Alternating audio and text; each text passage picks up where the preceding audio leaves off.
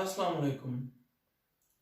हमारा next topic है chemical reactions of aldehydes and ketones. तो इस टॉपिक में हम पढ़ेंगे different reactions of aldehydes and ketones, in other words carbonyl compounds. सबसे पहले हम न्यूक्लियोफिलिक एडिशन रिएक्शंस के ऊपर डिस्कस करेंगे, उनको एलेबोरेट करेंगे, एक्सप्लेन करेंगे विद डिफरेंट मैकेनिज्म्स। ठीक है, तो हमने न्यूक्लियोफिलिक एडिशन रिएक्शंस जो लास्ट टॉपिक में हमने देखा chemical reactivity of carbonyl group, तो वहां पर हमने देखा एडिशन रिएक्शंस जो है न्यूक्लियोफिलिक एडिशन रिएक्शंस ये टू टाइप्स के हैं, ये दो हिस्सों में डिवाइड हो जाते हैं। कुछ ऐसे न्यूक्लियोफिलिक एडिशन रिएक्शंस हैं जिसमें बेस कैटलाइज्ड रिएक्शंस होते हैं, means base as a catalyst होता है। कुछ ऐसे न्यूक्लियोफिलिक एडिशन रिएक्शंस हैं सॉरी जिसमें एसिड कैटलाइज्ड रिएक्शंस होते हैं, means acid as a catalyst होता है। तो हम पहले स्टार्ट लेंगे base catalysed addition reactions, nucleophilic addition reactions of carbonyl compounds. अब इसका बेस कैटलाइज्ड रिएक्शन का बेसिक मैकेनिज्म आप पढ़ चुके हैं कि जो बेस कैटलाइज्ड रिएक्शंस होते हैं उसमें जो बेस होता है वो रिएजेंट का न्यूक्लियोफिलिक कैरेक्टर बढ़ा देता है for attack on the carbonyl electrophilic carbon. तो उस मैकेनिज्म को जस्ट हम गो थ्रू हो जाते हैं और फिर उसके बाद हम इसके रिएक्शंस की तरफ आते हैं। तो मैकेनिज्म था, जनरल मैकेनिज्म, हमने उसमें देखा था कि बेस आएगा, कोई भी बेस, मैंने चलो बी ही लिख दिया, बी एज अ बेस। ये पहले क्या करेगा, ये जो न्यूक्लियोफिलिक रिएजेंट है ये इसके अंदर से प्रोटॉन को निकाल लेगा और जो न्यूक्लियोफाइल है जिसके पास लोन पेयर था वो मजीद नेगेटिव चार्ज ले लेगा। ये BH आ गया प्लस न्यूक्लियोफाइल नेगेटिव चार्ज उसने ले लिया, लोन पेयर तो था ही उसके पास मजीद एक्सेस में इलेक्ट्रॉन्स आ गए, मतलब मोर न्यूक्लियोफिलिक हो गया। पहले ये लेस न्यूक्लियोफाइल था, अब ये मोर स्ट्रॉन्ग न्यूक्लियोफाइल हो गया। फिर वो जो ये फर्स्ट स्टेप था, सेकंड स्टेप है कि वो जो न्यूक्लियोफाइल प्रोड्यूस हुआ है वो जाएगा कार्बोनाइल कार्बन की तरफ। ये कार्बोनाइल था, कार्बोनाइल कार्बन, ठीक है। इधर कुछ भी लगा हो सकता है, आप अपनी तरफ से लगा लें, यहां पर R, यहां पर R डैश, मींस ये एक अल्काइल ग्रुप है या कोई दूसरा अल्काइल ग्रुप है या हाइड्रोजन है। तो ये यहां पर पॉजिटिव होता है पार्शियल और यहां पर पार्शियल नेगेटिव होता है। तो हमने डिस्कस किया था chemical reactivity of carbonyl group में कि this carbon is electrophilic centre. तो ये न्यूक्लियोफाइल इधर अटैक करेगा और ये बॉन्ड इधर शिफ्ट, और आपके पास इसने बना दिया था CO नेगेटिव, ठीक है। ये नेगेटिव हो गया था और यहां पर ये न्यूक्लियोफाइल लगा हुआ था और ये कोई दूसरे ग्रुप्स जो भी हैं लगे हुए थे। अब इसके बाद होता क्या है कि यहां से बेस चूंकि एज अ कैटलिस्ट है, इस रिएक्शन में बेस कैटलिस्ट होता है, तो बेस ने जो प्रोटॉन निकाला था वो वापस रिकवर हो जाना है और बेस ने एज अ कैटलिस्ट रिप्रोड्यूस हो जाना है। तो यहां से क्या होगा कि जो BH है ये इस जो प्रोडक्ट बना है इसके साथ रिएक्ट करेगा, ये R है, और यहां से ये जो नेगेटिव है ऑक्सीजन का O नेगेटिव, इसके पास एक्सेस इलेक्ट्रॉन्स है, यहां से हाइड्रोजन का निकालेगा और बेस यहां से वापस उसका जो लोन पेयर होगा वो रिकवर हो जाएगा और आपके पास इसने बना दिया NU carbon OH R dash plus आपके पास बेस जो है वो लॉन पेयर लेकर या नेगेटिव चार्ज की शक्ल में रिकवर हो गया। ठीक है, so this is a simple mechanism for the base catalysed nucleophilic addition reactions of carbonyl compounds. अब इस मैकेनिज्म को हमने रिव्यू कर लिया है। अब हम क्या करेंगे, अब हम प्रॉपर रिएक्शंस लेंगे। उन रिएक्शंस को हम पहले डिस्कस करेंगे कि क्या क्या रिएक्टेंट्स हैं और कौन से प्रोडक्ट्स बनते हैं, और फिर हर रिएक्शन का एक मैकेनिज्म है, हम उस मैकेनिज्म को भी साथ में फॉलो करेंगे। तो हमारे पास सबसे पहले है जी एडिशन ऑफ HCl। इसे आप हाइड्रोजन साइनाइड भी कहते हैं। अब इसको ऐड करना है। ठीक है, तो हम पहले रिएक्शंस करते हैं, रिएक्शंस कर लेंगे, आपके पास प्रोडक्ट कौन सा बनेगा वो हम डिस्कस कर लेंगे। फिर हम उसके बाद उसके मैकेनिज्म की तरफ आएंगे कि ये जो रिएक्शंस हुए हैं ये बेस कैटलाइज मैकेनिज्म के मुताबिक किस तरह से ये स्टेप वाइज कंप्लीट होते हैं।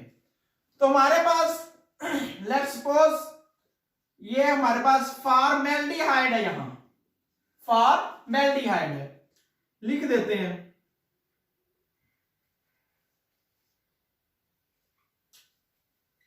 ठीक है, यहां पर इसके साथ HCl ऐड हो जाता है और यहां पर हमें रिक्वायरमेंट किस चीज की होती है, वो होती है NaCl और HCl की। ठीक है, इसके बारे में मैं बताता हूं, पहले रिएक्शन हम कंप्लीट कर ले। फॉर्मेल्डिहाइड HCl के साथ रिएक्शन होता है, ये जो पार्ट है ये इसका न्यूक्लियोफिलिक पार्ट होता है, और ये जो होता है ये सिंपल प्रोटॉन है, इलेक्ट्रोफिलिक प्रोटॉन कह लें। तो होगा क्या, साइनाइड ग्रुप जो है वो कार्बन के साथ अटैच हो जाएगा सिंपली। यहां पर ये साइनाइड ग्रुप जो है वो इसके साथ अटैच हो गया, ये हाइड्रोजन अलहदा से आ गया, और यहां पर ये आपके पास जो ऑक्सीजन बचता है वो इसका हाइड्रोजन ले जाता है, और यहां पर ये ऐसे बन जाता है। ठीक है, रिएक्शन ये कंप्लीट होता है in the presence of a base. कोई भी बेस हो सकता है सॉरी। असल में अब ये जो NaCl है और HCl है, इसका क्या रोल है यहां, ये जो रिएक्शन है इसमें HCl डायरेक्टली यूज नहीं होता। मीन्स आप कहेंगे आपने अलग से एक HCl लिया है, एक HCl एक खास मिकदार में लिया है, और एक खास मिकदार में आपने फॉर्मेल्डिहाइड लिया है, और उन दोनों को रिएक्ट करवा दिया in the presence of base, और आपके पास ये प्रोडक्ट बन गया। ऐसा नहीं होता। होता कैसे है कि फर्स्टली NaCl और HCl का आपस में रिएक्शन होता है, या हम इसका रिएक्शन करवाते हैं दोनों को मिक्स करके। जब इन दोनों के दरमियान रिएक्शन होता है उसके नतीजे में बनता है HCl। NaCl और जो HCl है ये आपस में रिएक्ट करते हैं, और उसके नतीजे में HCl प्रोड्यूस होता है, और फिर HCl वहां पर यूज होकर ये चीज बना देता है। ठीक है, तो आगे बढ़ने से पहले मैं यहां बयान कर दूं कि फिर हमने यहां पर जो HCl यूज किया है ये किस फॉर्म में यूज हुआ है, इसे हम पढ़ते हैं इन सिच्यू फॉर्म। हमने यहां HCl कैसे यूज किया है, इन सिच्यू फॉर्म। इन सिच्यू फॉर्म का मतलब क्या होता है, इन सिच्यू फॉर्म का मतलब यह है कि जो केमिकल जिसने रिएक्ट करना है वो दौराने रिएक्शन ही प्रोड्यूस हो और दौराने रिएक्शन ही यूज हो जाए। मतलब अलग से एक रिएक्टेंट के तौर पर ना हो, पहले वो किसी और केमिकल से प्रोड्यूस हो और फिर उस रिएक्शन के अंदर इन्वॉल्व होकर आपके पास वो यूज होकर आगे नया प्रोडक्ट बना दे। ठीक हो गया। इस तरह का जो केमिकल जो रिएक्शन के दौरान ही हम प्रोड्यूस करवाते हैं और रिएक्शन के दौरान ही हम उसको यूटिलाइज करके न्यू प्रोडक्ट बनाते हैं। उस केमिकल को या उस तरीकाकार को हम पढ़ते हैं इन सिचु फॉर्म केमिकल कह लो, इन सिचु फॉर्म प्रोसेस कह लो, इन सिचु फॉर्म रिएक्शन कह लो। ठीक है, तो अब क्लियर होगा कि NaCN HCl यहां कोई कैटालिस्ट नहीं है, ये यहां पर यूज हो रहे हैं for the production of HCl। मजीद एक्सप्लेनेशन इसकी हम जब मैकेनिज्म आएगा वहां पर हम इसकी करेंगे। तो ये आपके पास इन सिचु फॉर्म हमने बात कर ली है। अब ये फॉर्मेल्डिहाइड है, HCl के साथ ये रिएक्शन करता है और आपके पास बना देता है ये केमिकल। अब इस केमिकल का नाम क्या है? इसमें हाइड्रो ग्रुप भी है, सॉरी या कह लें हाइड्रोक्सी ग्रुप कह लें, और इसमें साइनो ग्रुप भी है। और हमने इसमें यूज क्या किया है? फॉर्मेल्डिहाइड, इसलिए इस केमिकल का नाम होता है फॉर्मेल्डिहाइड साइनोहाइड्रन। ये है इस केमिकल का नाम। आप कोई और यूज कर लें, लेट्स सपोज आप यहां यूज कर लेते हैं जी C+O CH3HCl प्लस आपने यूज कर लिया HCl और आपने यहां NaCl, सेम उसी तरह से एक स्टेप का भी डिफरेंस नहीं है। आपको मेन रिएक्शन बताओ, बाकी एक स्टेप का भी डिफरेंस नहीं है। HCl और बेस हमने यूज किया इस रिएक्शन में, क्या होगा? सेम साइनो ग्रुप जो है वो कार्बन के साथ अटैच हो जाएगा और जो हाइड्रोजन है वो ऑक्सीजन के पास आएगा, बाकी चीज वैसे की वैसी रहनी है। चलो हम इसको फिर बना लेते हैं जी। आपके पास इसने प्रोडक्ट बना दिया, चले इधर साइनाइड लगा दिया, इधर ऑक्सीजन और हाइड्रोजन आ गया, ये एक मिथाइल ग्रुप आ गया और ये एक H आ गया। ठीक है, ये पोजीशन आप, क्योंकि हम कोई स्टीरियो केमिस्ट्री की बात नहीं कर रहे यहां, तो इसलिए आप ये पोजीशन आगे पीछे कर भी ले, हाइड्रोजन इधर कर ले, मिथाइल ग्रुप उधर कर ले, कोई फर्क नहीं पड़ेगा। अच्छा, ये था जी आपके पास मेन प्रोडक्ट और ये रिएक्शन। अब इसमें हमने क्या यूज किया? एसिड-एल्डिहाइड और क्या यूज किया? Hydrogen cyanide in the presence of base, और ये हमने वही इसको प्रोड्यूस करने के लिए यूज किया। अब जो प्रोडक्ट बना, अब इसका नाम क्या होगा? जैसे इधर था फॉर्मेल्डिहाइड साइनोहाइड्रन, अब इसमें हमने यूज क्या किया? एसिड-एल्डिहाइड, तो इसका नाम होगा एसिड-एल्डिहाइड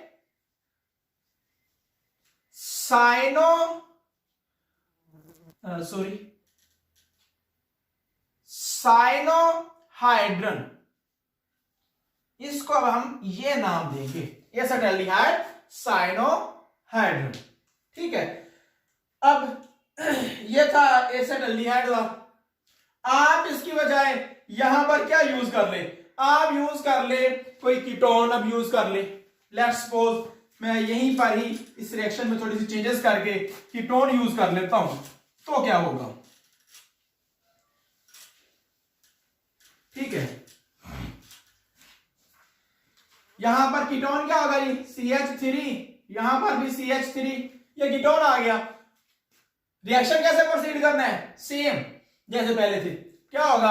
आपके पास क्या बनेगा? C, यहां पर आ गया OH, यहां पर आ गया CN, यहां पर आ गया CH3, यहां पर क्या आ गया? CH3।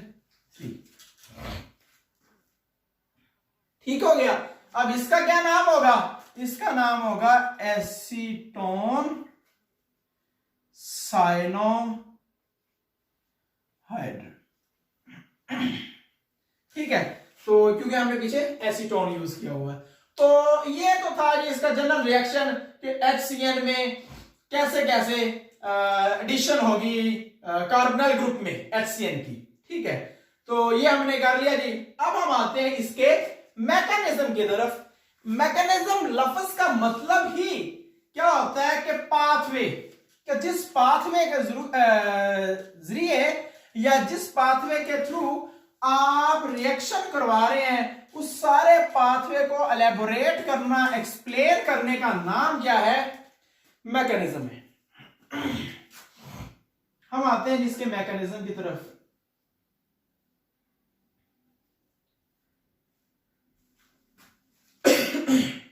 सॉरी। अच्छा, अब मैकेनिज्म में पहले क्या होगा? अब पहला स्टेप फिर क्या होना चाहिए? पहला स्टेप तो भाई हमें HCN चाहिए। तो पहले स्टेप में हम क्या लिखेंगे कि NaCN है प्लस HCl है, दोनों को आपस में हमने मिक्स कर दिया, इसने बना दिया NaCl। ये अलग बाई प्रोडक्ट निकल गया जहां मर्जी। यहां पर आपके पास क्या बना दिया इसने? HCN। This is our main chemical which is required. ठीक है, ठीक है। अब सेकेंड स्टेप में क्या होगा? सेकेंड स्टेप में क्या होगा? बेस होगा OH नेगेटिव। ठीक है, OH नेगेटिव होगा, वो HCN, ये था HCN। मैंने इसको खोल के लिख दिया ताकि आपको हर तरह से क्लियर हो जाए। अब ये जो OH है ये अटैक किस पर करेगा? इस हाइड्रोजन पर। ठीक है, अब यहां पर ये भी पॉइंट आ जाता होगा कि इसने कार्बन पर अटैक क्यों नहीं किया, नाइट्रोजन पर अटैक क्यों नहीं किया? तो जो नेगेटिव पार्ट होता है ना वो मोस्टली अटैक कहां करेगा? सॉरी, यहां पर तो बेस है ना, यहां पर तो नेगेटिव पार्ट की बात नहीं आएगी। बेस है वो किसको निकालेगा? प्रोटॉन को। तो ये है, ये प्रोटॉन है, यहां पर इसने इस पर अटैक किया और ये जो बॉन्ड है ये चला गया कार्बन के ऊपर। ठीक है, और यहां पर आपके पास क्या बन गया? साइनाइड। ठीक है, cyanide ion. This is a nucleophile. ये है न्यूक्लियोफाइल। अब जरा आए वो बेस कैटालाइज रिएक्शन में कि ये रिएजेंट है, ये बेस है और इस बेस ने इस रिएजेंट पर अटैक करके क्या कर दिया है? एक स्ट्रॉन्ग न्यूक्लियोफाइल क्रिएट कर दिया है। यहां पर ये बात ज़हन में रख ले, अगर आप बेस ना यूज करें तो HCN से भी रिएक्शन हो सकता है। HCN भी कार्बोनाइल कंपाउंड के साथ एल्डिहाइड हो, कीटोन कुछ भी उसके साथ रिएक्ट करके HCN भी प्रोडक्ट बना सकता है। बट मसला क्या है? मसला कुछ यूं है कि जब HCN यूज होगा, यहां बेस नहीं यूज होगा, तो रिएक्शन सही तरह से प्रोसीड नहीं करेगा, रिएक्शन कंप्लीट नहीं होगा, या अगर होगा तो बहुत कम यील्ड देगा। क्या देगा? रिएक्शन यील्ड बहुत कम देगा। जब रिएक्शन यील्ड बहुत कम देगा तो रिएक्शन इकोनॉमिकली हमारे पास फिजिबल नहीं होगा। जब हम बेस यूज करेंगे तो वो एक स्ट्रॉन्ग न्यूक्लियोफाइल क्रिएट करेगा जिससे वो फौरी तौर पर कार्बन पर अटैक करके उसके साथ आगे प्रोडक्ट बना देगा। बेस यूज नहीं किया, this is a reagent and itself is a weak nucleophile. ठीक है, तो न्यूक्लियोफाइल स्ट्रॉन्ग हो गया। अब ये न्यूक्लियोफाइल अटैक करेगा, किस पर अटैक करेगा? कार्बोनाइल कार्बन पर। ये साइनाइड ग्रुप है जी, यहां पर आ गया कार्बोनाइल ग्रुप। यहां पर चले मैं एक केमिकल ही लिख लेता हूं, एक एग्जैक्ट फॉर्मेल्डिहाइड आ गया, मेथनॉल भी इसे हम कह देते हैं। इस साइनाइड ने अटैक किया इस कार्बन पर, क्यों? क्योंकि ये पार्शियल पॉजिटिव था, ये पार्शियल नेगेटिव था। ठीक है, इस नेगेटिव ने अटैक किया इस कार्बन पर। जब ये इस पर अटैक हुआ तो ये बाहर चला गया इधर। ठीक है, तो अब हमारे पास क्या होगा? अब हमारे पास आगे क्या बनेगा? हमारे पास आ जाएगा जी सी एच ओ नेगेटिव, ये बाण ऊपर चला गया। यहां पर क्या आ गया? यहां पर आ गया CN। अब ये चीज तो हमारे पास बन गई है, लेकिन क्या ये स्टेबल चीज है? नहीं, इसके पास ऑक्सीजन के ऊपर क्या है? नेगेटिव चार्ज है। जब ऑक्सीजन पर नेगेटिव है तो ये इसको हमने न्यूट्रल करना है, अदरवाइज ये स्टेबल या नॉर्मल हालत में नहीं एग्जिस्ट कर सकता। तो फिर क्या होगा? आखिरी स्टेप में हमारे पास क्या होगा? चले आखिरी स्टेप हम इसी के साथ बना लेते हैं।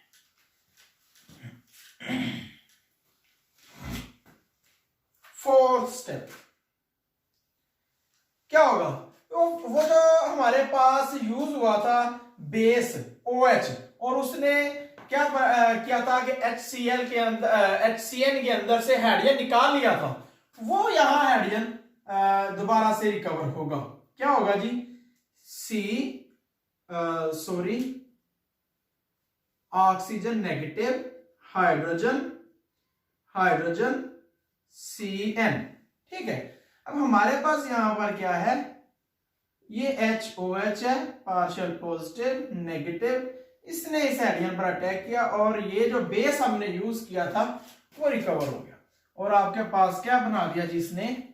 CHOH, और ये आपके पास आ गया CN। This is cyanohydrin, formaldehyde cyanohydrin. ठीक हो गया। तो ये था जी मेन मैकेनिज्म कि किस तरह से साइनोहाइड्रन जो है वो प्रोड्यूस होता है। ठीक है, यहां पर ये जो फर्स्ट स्टेप हमने किया था, यहां पर इधर आपने लिख लेना है इन सिचु, क्योंकि ये इन सिचु फॉर्म में जो HCN प्रोड्यूस हुआ और उसी दौरान आगे यूज हो जाएगा। ठीक है, अब यहां तक तो आपने कर लिया। अब यहां पर आपके बुक में एक स्टेप एक्स्ट्रा दिया हुआ है, वो उसने क्या किया? वो उसने कहा कि अगर आप ये जो आपने साइनोहाइड्रन बनाया है, अगर आप इसकी कर दें एसिड हाइड्रोलिसिस।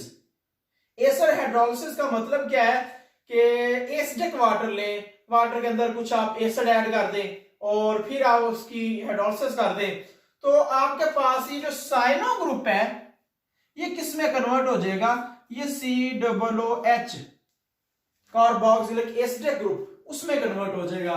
तो वो स्टेप भी देख लें, ये अलग से एक स्टेप है। ये हमारे पास आ गया जी COH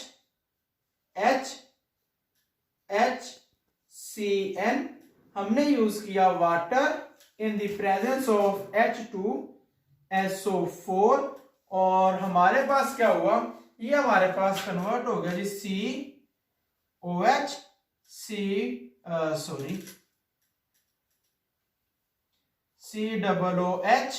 यहां पर चले इसको हम चूंकि दोनों तरफ HS लगा रहे हैं तो ये हमारे पास H2 ही रहेगा। ठीक है, ये आपके पास आ गया। ये जो आपके पास बना है इसे हम कहते हैं अल्फा हाइड्रोक्सी कार्बोक्सिलिक एसिड। क्यों? क्योंकि ये कार्बोक्सिलिक एसिड ग्रुप है और इसके साथ वाला जो कार्बन होगा इसे अल्फा कार्बन कहेंगे। अल्फा कार्बन पर क्या है? हाइड्रोक्सिल ग्रुप है, इसे आप क्या कह देते हैं? इसे कहते हैं अल्फा हाइड्रोक्सी। अब क्योंकि दो कार्बन वाला है तो इसको नाम ही दे दें, इसे आप कह सकते हैं जी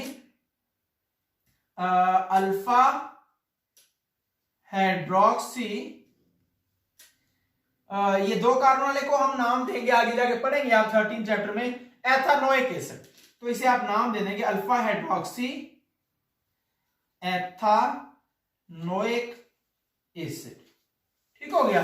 तो ये है जी सारा प्रोसेस। साथ में जो बाई प्रोडक्ट बनता है वो होता है जी NH4SO4। तो ये अमाइन सल्फाइड होता है, तो वो एक बाई प्रोडक्ट है, वो एक अलग चीज है। तो ये था मेन आपके पास जो प्रोडक्ट है वो आपके पास बन गया अल्फा हाइड्रोक्सी एथानोइक एसिड। ये अगर यहां तक रखेंगे तो ये साइनोहाइड्रन कहलाएगा। अगर आप इसकी हाइड्रोलिसिस कर देंगे तो अब ये अल्फा हाइड्रोक्सी कार्बोक्सिलिक एसिड आ गया। ठीक है, तो ये था जी मेन मैकेनिज्म HCN का, कि HCN किस तरह से यूज होता है और किस तरह से ये आगे मेन प्रोडक्ट आपको दे देता है। नेक्स्ट हमारे पास है एडिशन ऑफ सोडियम सल्फाइड, उसके बारे में हम डिस्कस करते हैं। NaHSO3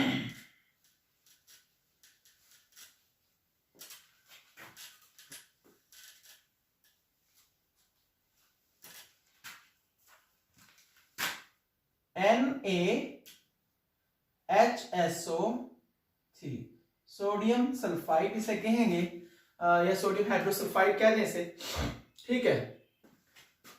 इसे आप सोडियम बाइसल्फाइड भी कह सकते हैं।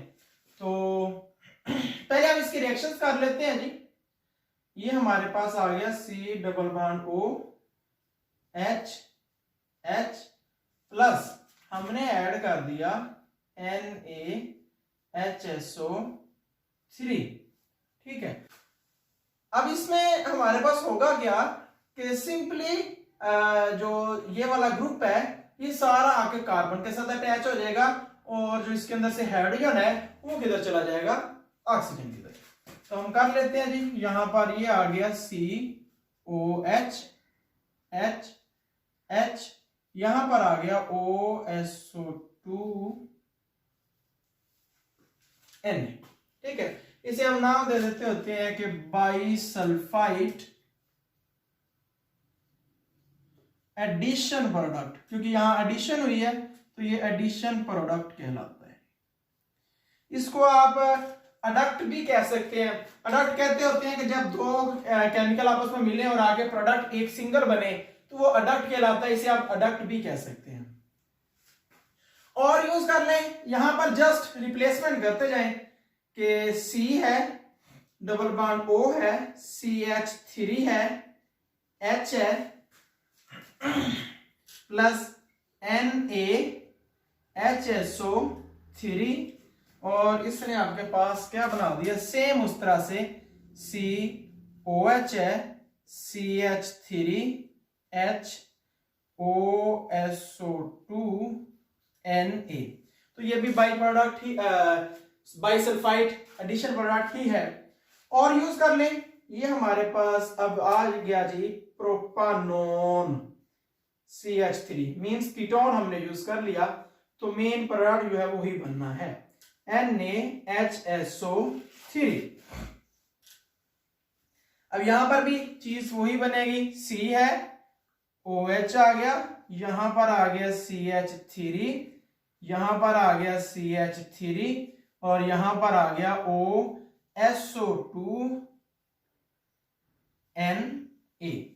ले तो मींस मतलब क्या हुआ कि एडिशन इसमें भी सेम वैसे ही है जैसा कि एडिशन थी हाइड्रोजन साइनाइड की, ठीक है। तो मेन प्रोडक्ट है, हमने पहले फॉर्मल्डिहाइड ले लिया, एसिटाल्डिहाइड ले लिया, एसीटोन ले लिया। मेन प्रोडक्ट जो बनने का जो प्रोसेस है, तरीकाकार है, मेथड है, वो सारा सेम है, सही है। अब हम आते हैं इसके मैकेनिज्म की तरफ जी। मैकेनिज्म है जी इसका, मैकेनिज्म में अब यहां क्या होगा, हमारे पास सबसे पहले हम इसकी स्ट्रक्चर बनाएंगे, ओपन स्ट्रक्चर बनाएंगे, ताकि आपको हर पॉइंट हर स्टेप जो है वो क्लियर हो जाए कि कैसे कैसे कहां से बॉन्ड ब्रेक हो रहा है और कहां से बॉन्ड बन रहा है, ठीक है। तो आपकी बुक में थोड़ी सी इसमें एरर है, वो आप इधर से आप चेक कर सकते हैं कि किस तरह से है चेंजेस, आप अपनी बुक के साथ इसको टैली करके देख सकते हैं, ठीक है। तो ये सल्फर है, यहां पर इसके डबल बॉन्ड O होता है, यहां पर OH होता है, यहां पर O नेगेटिव है, और साथ में क्या है Na पॉजिटिव। जाहिर सी बात है कि ये जो बॉन्ड है ना Na का, सोडियम का SO3 के साथ, ये बॉन्ड क्या है, ये आयोनिक बॉन्ड है, आयोनिक बॉन्ड है। अब आप कहेंगे कि ये आयनिक बॉन्ड कैसे, अभी यहां पर O पॉजिटिव और Na पॉजिटिव है, O नेगेटिव और Na पॉजिटिव है, दरमियान में इनका कोवलेंट बॉन्ड क्यों नहीं है। तो उसके लिए आपको कंफर्म होना चाहिए कि सोडियम मेटल जो है वो ऑलमोस्ट 0.9 के करीब इलेक्ट्रोनेगेटिविटी रखती है, जबकि ऑक्सीजन जो है वो 3.5 इलेक्ट्रोनेगेटिविटी रखती है, ठीक है। दोनों का अगर आप डिफरेंस निकालें 3.5 और ये 9, कितना आएगा आपके पास, आ गया जी ये 6, और ये आपके पास आ गया 2। मतलब 2.6 का हमारे पास डिफरेंस है। और दो एटम्स के दरमियान आयनिक बॉन्ड बनने के लिए कंडीशन क्या है कि 1.7 से ज्यादा डिफरेंस हो तो दो एटम्स के दरमियान आयनिक बॉन्ड बनेगा, और 1.7 से कम इलेक्ट्रोनेगेटिविटी का डिफरेंस हो तो हमारे पास कौन सा बॉन्ड बनेगा, कोवेलेंट। अब इन दोनों के दरमियान इलेक्ट्रोनेगेटिविटी का डिफरेंस 1.7 से ज्यादा है, 2.6 है, that means this is an ionic bond. ठीक है, अब होता क्या है, सबसे पहले हमारे पास यहां पर होगा क्या कि ये जो हाइड्रोजन है, अब इस हाइड्रोजन के ऊपर थोड़ा सा फोकस करके देख लें।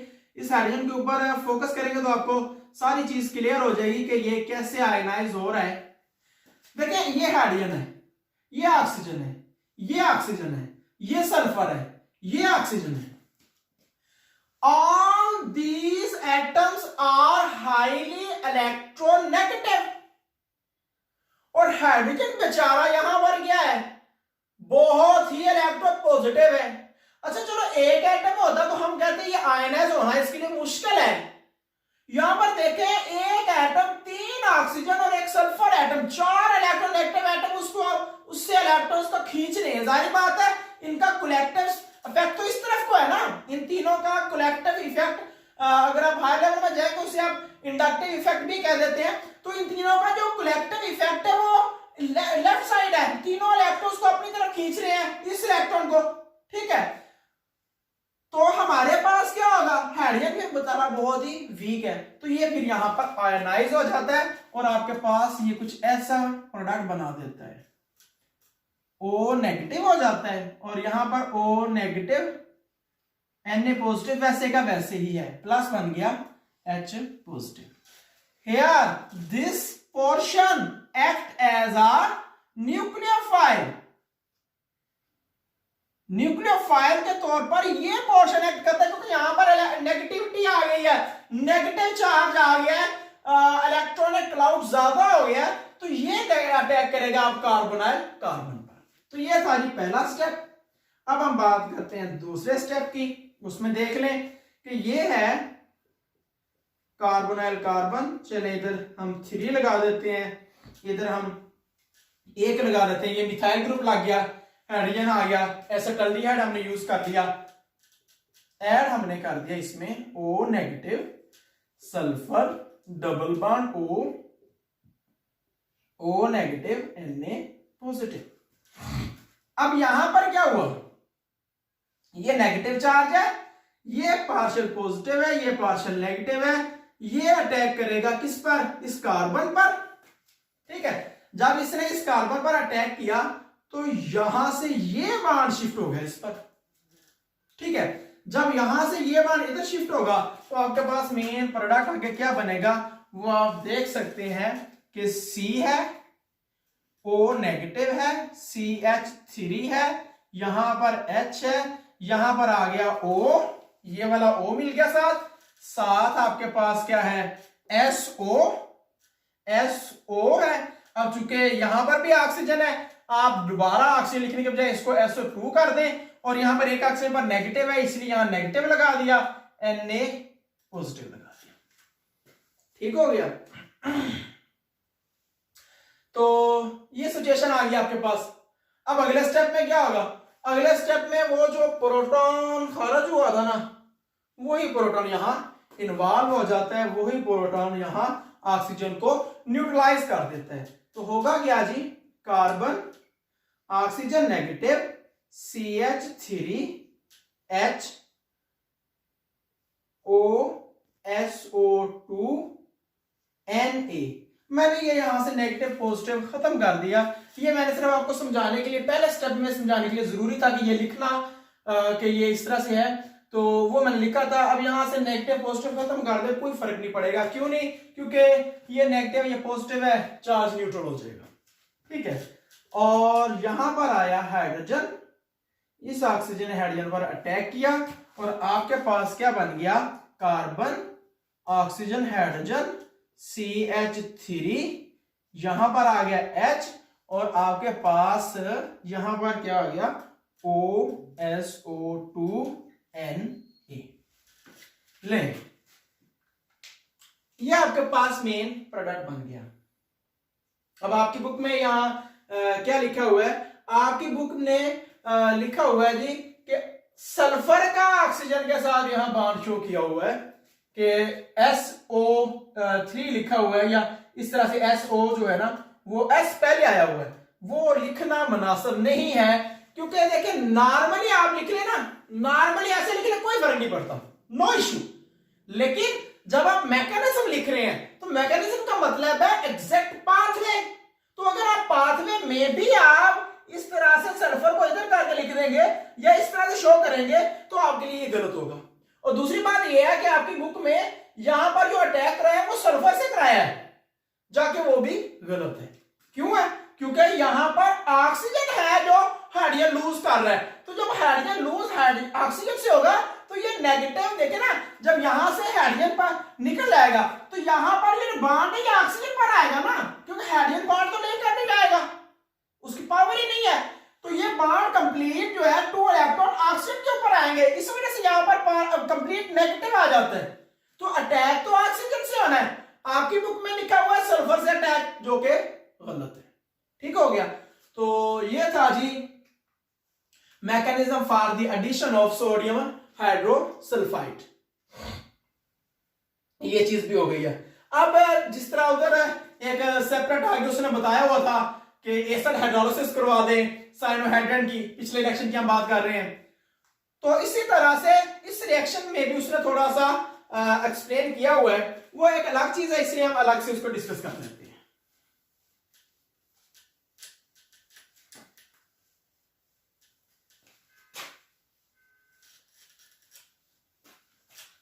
अब उसने क्या बताया हुआ है, उसने कहा है कि जी ये जो प्रोडक्ट बनता है ना COH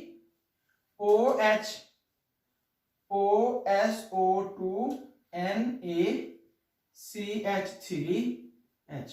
वो कह रहे हैं अगर आप इस कंपाउंड को HCl के अंदर से गुजारें या इस कंपाउंड के अंदर HCl डाल के आप इसे कर दें तो मुनासिब टेम्परेचर पर हीट कर दें, तो हमारे पास क्या होता है,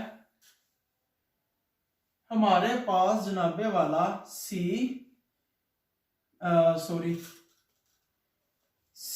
double bond O CH3H plus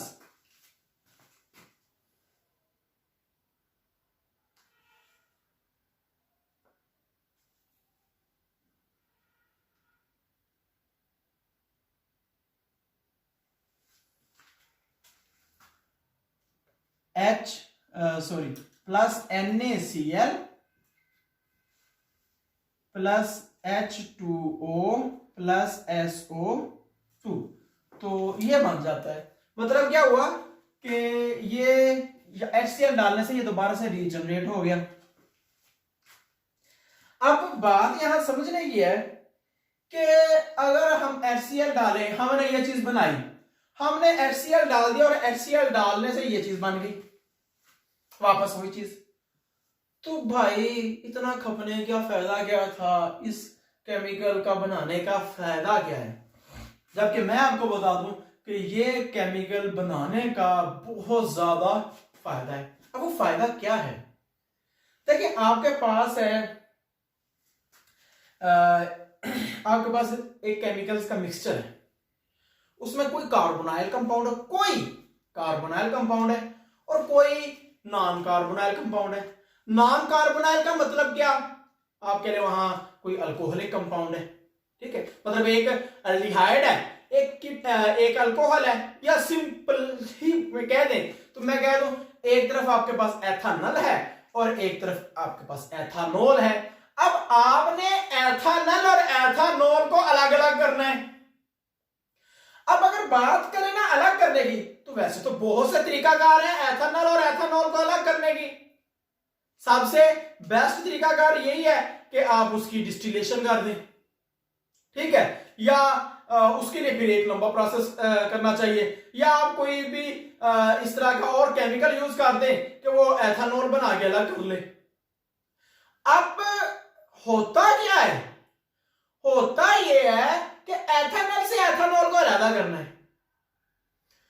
अब हमें पता है कि ये जो आपके पास है ये एथेनॉल से रिएक्ट नहीं करता, तो हम क्या करेंगे, हम उस एथेनॉल और एथेनॉल का जो सोल्यूशन है, ठीक है, कार्बोनाइल और जो नॉन कार्बोनाइल का सोल्यूशन है, उसके अंदर हम ऐड कर देंगे ये। जब उसके अंदर ये ऐड करेंगे तो क्या बन जाएगा, एथेनॉल से ये बन जाएगा, सही है, एसिटाल्डिहाइड से ये बन जाएगा। जब ये बनेगा ये होगा अनसॉल्युबल, अनसॉल्युबल होगा, इसके प्रेसिपिटेट्स बन जाएंगे, इसको हम अलग कर लेंगे, अलग करके उसको HCl में डाल देंगे, HCl में डालेंगे वो चीज वापस बन जाएगी। तो क्या हो गया, आपने एथेनॉल से एथेनॉल को अलग कर लिया, या आप ऐसे कह ले सिंपलेस्ट वे में कि आपने कार्बोनाइल कंपाउंड से नॉन कार्बोनाइल कंपाउंड अलग कर दिया। So this type of reaction is highly used in separation techniques and purification of ethanol or carbonyl compounds। ठीक है, कि ये रिएक्शन जो है वो कार्बोनाइल कंपाउंड्स की प्यूरिफिकेशन और सेपरेशन में बहुत ज्यादा यूज होता है। ठीक हो गया, तो ये था जी addition of nitrogen sodium hydrosulphide. ठीक है, अब हम नेक्स्ट की तरफ आते हैं। अब हमारे पास है थर्ड रिएक्शन, कंडेंसेशन, जिसमें हमने जो करना है आज जो हम करेंगे वो है अल्डोल कंडेंसेशन।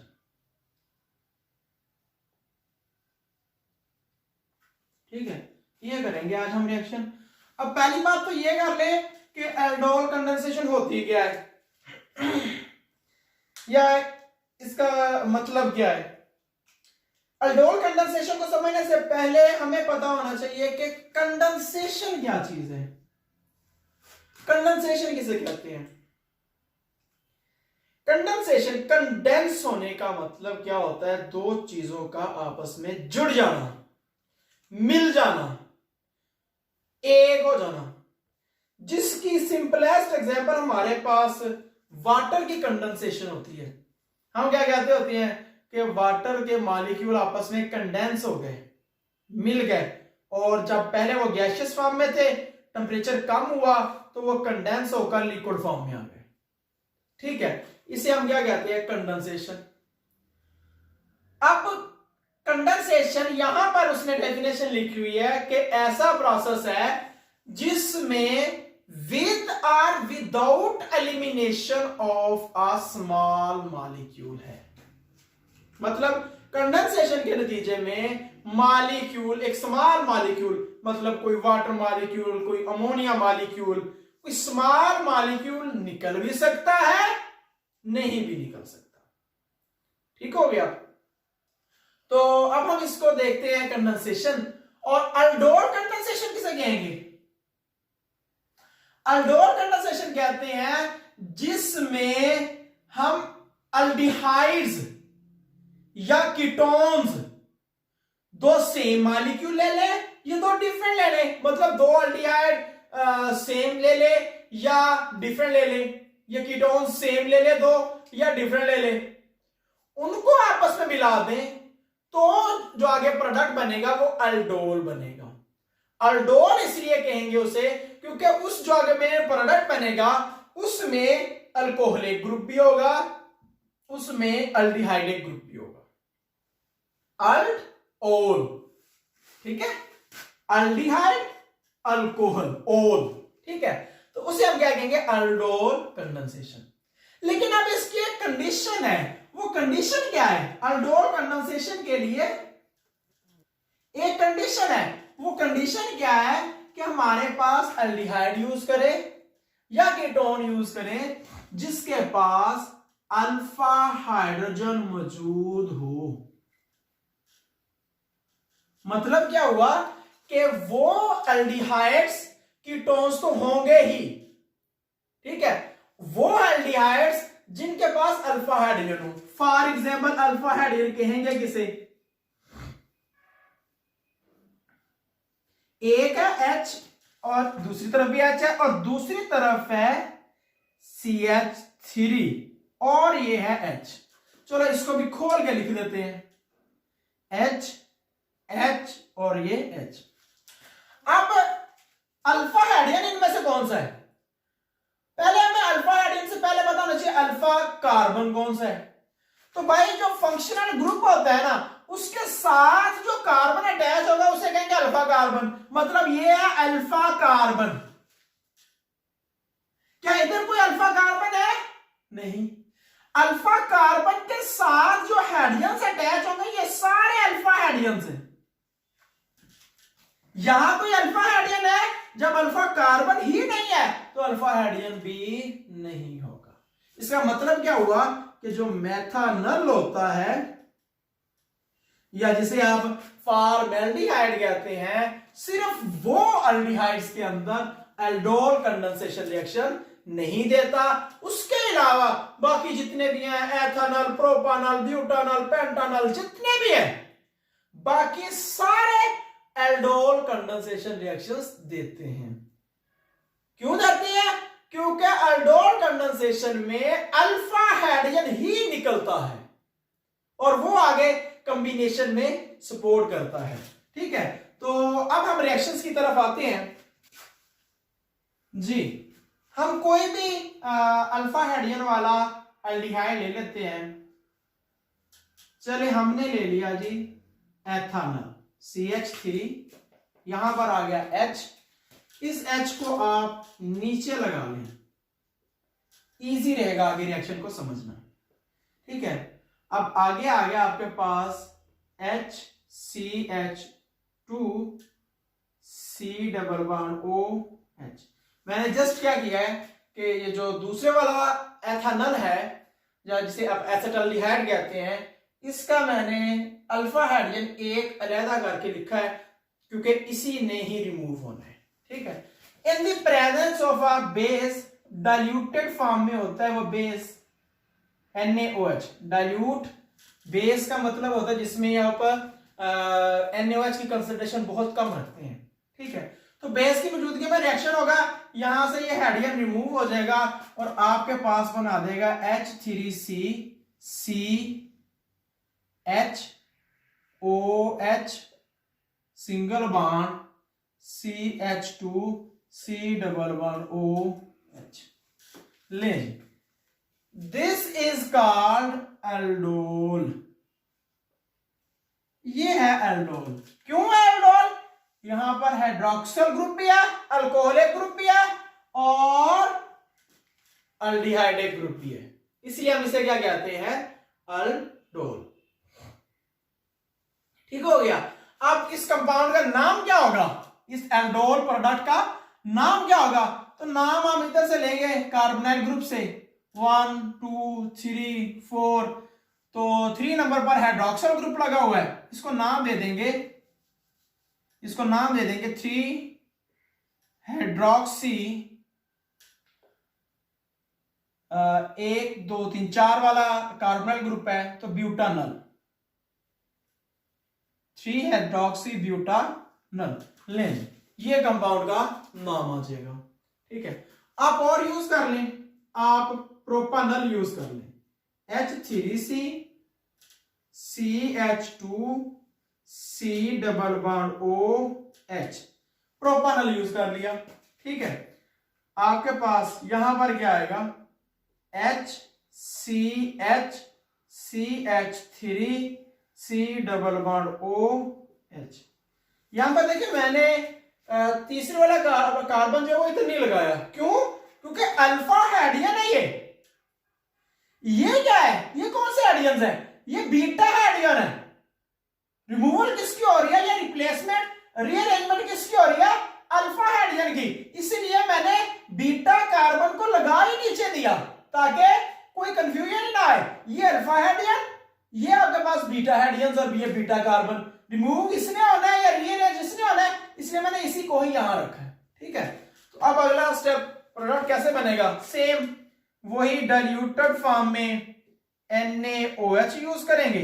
ठीक है, बेस यूज करेंगे और आपके पास ये चीज वैसे की वैसे आ जाएगी। H3C CH2 सी एच है और ये ओ एच आ गया, और यहां पर C H, C double bond O, और ये एच आ गया, यहां पर एक सी एच थ्री नीचे लगा हुआ है, ये भी एल्डोल है। ठीक हो गया। अब इस कंपाउंड का नाम क्या होगा? नाम से उस तरह से है, यहां पर देखिए दूसरे कार्बन पर मिथाइल है और हाइड्रोक्सी ग्रुप है, ठीक है, तो इसका क्या नाम आ जाएगा? 3 हाइड्रोक्सी, दूसरे कार्बन पर मिथाइल है, 2 मिथाइल, और आगे 1 2 3 4 5 वाली लॉन्ग चेन है, तो क्या आ जाएगा? ये नीचे लिख देता हूं इसके साथ ही, पेंटा नल। ठीक है, तो ये इस कंपाउंड का नाम आ जाएगा। ठीक हो गया। तो ये था एल्डोल कंडेंसेशन का सिंपलेस्ट रिएक्शन। आप एसीटोन का यूज करेंगे, सिर्फ फर्क ये है एसीटोन में डाइल्यूट NaOH की बजाय जो है BaOH ट्वाइस यूज होता है। ठीक है, तो आप वो यूज कर लें एसीटोन में सिर्फ, और बाकी चीज सेम प्रोसेस ऐसे ही होना है। ठीक हो गया, तो वो भी हम कर लेते हैं। अब हम करते हैं एसीटोन के साथ, ताकि एक कीटोन हो जाएगा और आपका सारा कंसेप्ट क्लियर हो जाएगा। अब एसीटोन लेने आप C double bond O, CH3 plus आ गया H, CH2 double bond O, CH3। ठीक है, यहां पर यूज क्या होगा? BaOH twice, barium hydroxide. ठीक है, अब होना क्या है? सेम इसी तरह से हाइड्रोजन रीअरेंज हो जाना है और आपके पास क्या बन जाना है? H3 alpha hydrogen. ठीक है, माइंड में रखें, CH3, C double bond O, CH3, sorry यहां पर क्या आएगा? OH आ जाएगा, और ये CH3 वैसे आ गया। अब इसका आगे बॉन्ड बना देंगे CH2, और यहां पर C डबल बॉन्ड O, और आगे CH3 लें। आपके पास ये 1 2 3 4 5, 1 2 3 4 5 वाला आपके पास एल्डोल बन गया है। ठीक है, अब इसका नाम क्या होगा? क्या नाम लेंगे आप इसका? यहां पर हमारे पास इसका नाम होगा जी 1 2 3 4। यहां से देखें नंबरिंग हम यहां से लेंगे 1 2 3 4 5। अब 4 नंबर पर हाइड्रोक्सिल ग्रुप है और 4 नंबर पर ही मिथाइल ग्रुप है, तो अब इसका नाम क्या लेंगे? हम इसे कहेंगे 4 हाइड्रोक्सी 4 मिथाइल। अब चूंकि टोटल 5 नंबर वाला कार्बन कंपाउंड है, कीटोन है ये, तो इसे हम नाम क्या दे देंगे? इधर नीचे लिख देते हैं पेंटानोन। ठीक है, तो ये आपके पास क्या बन गया? एक कीटोन का एल्डोल बना दिया हमने। ठीक है, तो ये थे सिंपल रिएक्शंस कि किस तरह से कीटोन्स या एल्डिहाइड्स जो है वो एल्डोल कंडेंसेशन रिएक्शंस देते हैं। ठीक हो गया। अब ये रिएक्शन जो है ना एल्डोल कंडेंसेशन, ये आगे एक बहुत ही important class of organic compound है, उसे हम नाम देते हैं अल्फा बीटा अनसैचुरेटेड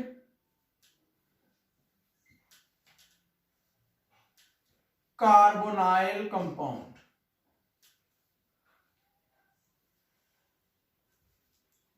ये कंपाउंड है, बहुत इंपॉर्टेंट है, इनकी अलग से एप्लीकेशंस भी हैं, वो अलग चीज है, स्टोरी अलग है, हमें उससे कोई तल्लुक नहीं लेना। ठीक है, अब हम बात ये करेंगे कि इस जो आपके जो प्रोडक्ट बनते हैं, इन प्रोडक्ट से हमारे पास अल्फा बीटा कार्बोनाइल कंपाउंड्स भी बन जाते हैं। हमने जो फर्स्ट में बनाया था वो हमारे पास क्या बना था? अजान हो गई।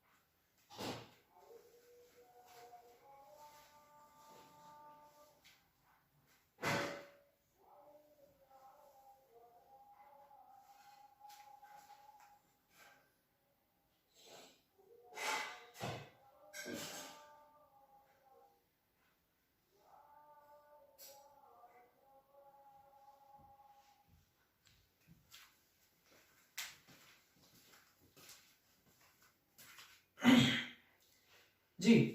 अब जो आपने शुरू में बनाया था एक एल्डोर बनाया था एथेनॉल से, वो आपके पास था जी CH3COH, यहां पर H था, CH2C डबल बॉन्ड OH, ये था जी। वो कह रहा है कि इसको जस्ट आप HCl की मौजूदगी में क्या करें, इसको जस्ट आप हीट करें। तो हीट करने से क्या होगा, यहां से OH, अब देखिए हीट करने से ये H, ये इसका दूसरा H है, यहां से एक वाटर मॉलिक्यूल निकल जाएगा और आपके पास ये क्या बना देगा, CH3CH double bond CH C double bond O और ये H प्लस क्या बना दिया इसने, H2O। अब हुआ असल में क्या है कि वाटर हाइड्रोक्सिल ग्रुप में ऑक्सीजन के पास होता है लॉन पेयर, ये अटैक कर देता होता है इसके ऊपर। जब ये अटैक इसके ऊपर करेगा तो ये बांड जो है वो इधर शिफ्ट हो जाएगा। जब ये बांड इधर शिफ्ट होगा तो ये ऑक्सीजन वाला बांड इसका वापस इसको लॉन पेयर रिकवर कर देगा। यानी कि एक जस्ट ऐसे कह ले साइक्लिक टाइप का रिएक्शन होता है और ये मॉलिक्यूल वाटर की शक्ल में निकल जाता है और ये आपके पास डबल बॉन्ड बन जाता है। इसलिए जो मॉलिक्यूल है इसे हम कहते हैं क्रोटोनल्डिहाइड। ठीक हो गया। तो ये था जी एक अलग से हमारे पास अल्फा बीटा। अब इसे अल्फा बीटा क्यों कहते हैं, देखिए ये है कार्बोनाइल कार्बन, ये आपके पास है अल्फा कार्बन, ये आपके पास है बीटा, तो ये आपके पास आ गया अल्फा बीटा। अल्फा बीटा पर क्या है, अनसैचुरेशन है, मतलब डबल बॉन्ड है, इसे हम क्या कहते हैं, alpha beta unsaturated carbonyl compound. ठीक हो गया। तो ये हमारे पास एक एक्स्ट्रा सजेशन थी या रिएक्शन था कि मजीद इसको इस तरह से मॉडिफाई किया जा सकता है। ठीक हो गया। अब हम करते हैं अल्डोल कंडेंसेशन का मैकेनिज्म। अब मैकेनिज्म है जी,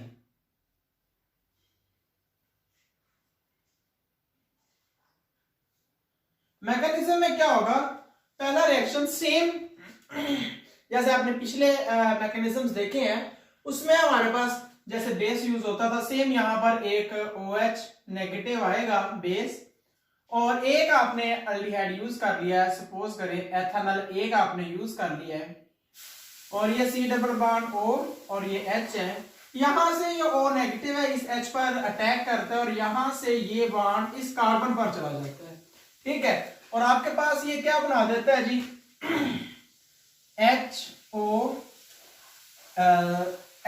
HOH बन गया जी, ये आपके पास पार्शियल पॉजिटिव, ये पार्शियल नेगेटिव आ गया। ठीक है। अब यहां से ये हाइड्रोजन चला गया तो इसके ऊपर क्या आ जाएगा, plus CH2 C double bond OH, इसके ऊपर आ गया नेगेटिव।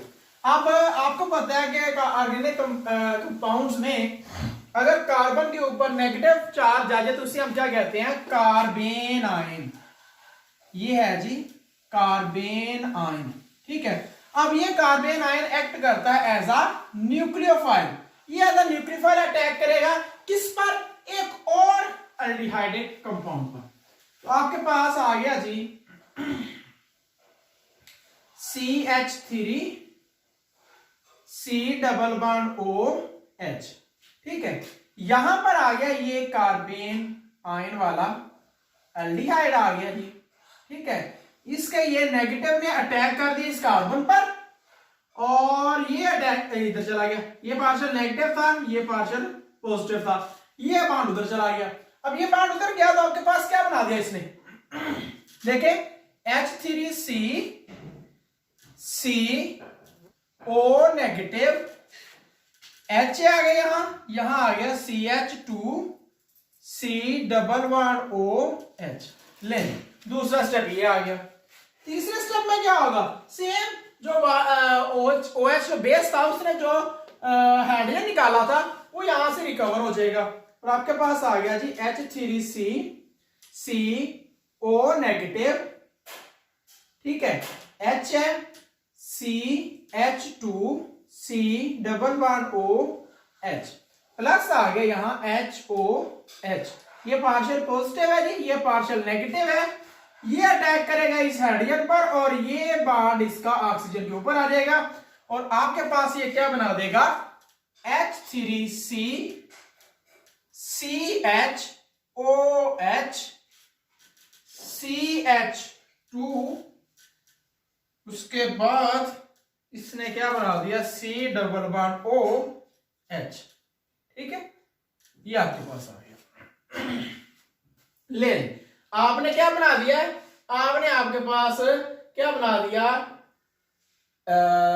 ये आपके पास था कार्बोनाइल कार्बन, ये आपके पास आ गया अल्फा, ये बीटा, बीटा हाइड्रोक्सी आपने क्या बना दिया, कार्बोनाइल कंपाउंड बना दिया। इसे आप दूसरे अल्फाज में क्या कहते हैं, एल्डोल कहते हैं। ठीक है, यहां से OH रिकवर हो गया जो बेस है, ठीक हो गया।